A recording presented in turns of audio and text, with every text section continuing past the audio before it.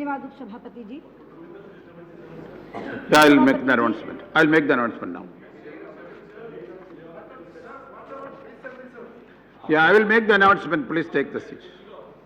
उपसभापति जी, मैं स्पीकर साहिबा की विशेष अनुमति से एक तात्कालिक महत्व का विषय इस सदन में रखना चाहती हूँ। उपसभापति जी, मैं मध्य प्रदेश के विदिशा संसदीय क्षेत्र का प्रतिनिधित्व इस सदन में कर रही हूँ।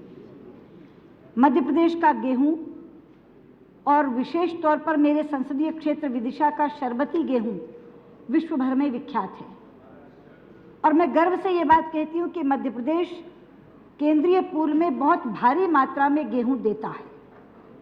पिछले वर्ष 50 लाख मीट्रिक टन का उपार्जन मध्य प्रदेश से गेहूं का हुआ था।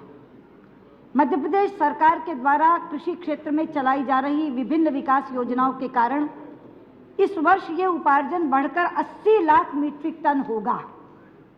लेकिन मुझे दुख से कहना पड़ता है कि हमारे किसान बारदाने को तरस रहे हैं।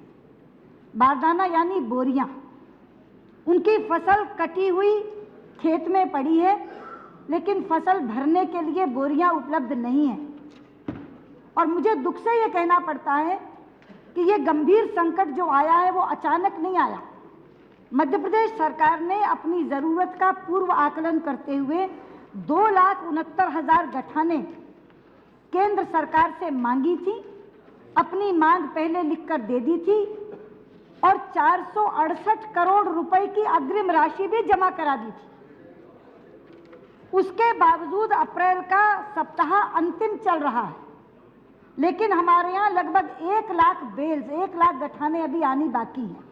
आज सुबह मैंने विदिशा से जानकारी ली है, 16,000 गठाने अकेले हम विदिशा को हमें चाहिए थी, केवल 5,700 गठाने अभी तक पहुंची हैं। यानी 10,000 से ज़्यादा गठाने अकेले विदिशा क्षेत्र को आनी बाकी हैं। मैं ये कहना चाहती हूँ कि फसल कटी हुई पड़ी है, अगर बरसात आ गई तो पकी पकाई फसल बर्बाद हो जाएगी और किसान सर पर हाथ रखकर रोएगा।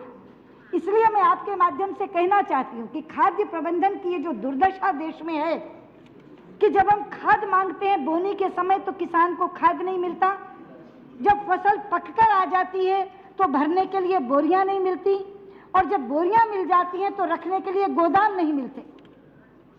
हमने ये भी कहा केंद्र सरकार को, मध्य प्रदेश सरकार ने लिखकर कहा कि अगर आपके पास नया बारदाना उपलब्ध नहीं है तो पुरानी इस्तेमाल की गई बोरियों को दोबारा इस्तेमाल करने की इजाज़त हमें दे दो। वो इजाज़त भी हमें नहीं मिली। हमने ये कहा कि अगर जूट की बोरियां उपलब्ध नहीं है तो प्लास्टिक की बोरियां फिलहाल हमें इस्तेमाल करने की इजाज़त दे दो। वो भी इजाज़त हमें अभी तक नहीं मिली। आज हार कर मध्य प्रदेश के मुख्यमंत्री स्वयं यहाँ संबंधित मंत्री से मिलने आ रहे हैं, लेकिन जो बात मैं आपसे कह रही थी कि खाद्य प्रबंधन का ये कुचक्र है कि बोनी के समय खाद नहीं, फसल पक जाने के बाद बोरियां नहीं, और बोरियां हो जाए तो उसके बाद रखने के लिए स्टोरेज नहीं, गोदाम नहीं। कितनी बार हरसिमरत बादल यहाँ पंजाब में स्टोरेज की कमी का मामला उठा चुकी हैं। राजनाथ सिंह जी ने सड़ा हुआ अनाज यहाँ लाकर के सदन के पटल पर रखा है, स्पीकर साहब को चेंबर में दिखाया है। 58,000 करोड़ का अनाज इस देश में सड़ जाता है हर वर्ष, और इस साल का आकलन है कि 80,000 करोड़ का सड़ जाएगा। इसलिए मैं आपके माध्यम से कहना चाहती हूँ कि मध्य प्रदेश का किसान खून पसीना बहा करके 80 लाख मीट्रिक टन आपको इस साल देने वाला है, लेकिन उसको बोरियां उपलब्ध न कराई जाएं, इससे बड़ा अन्याय नहीं हो सकता।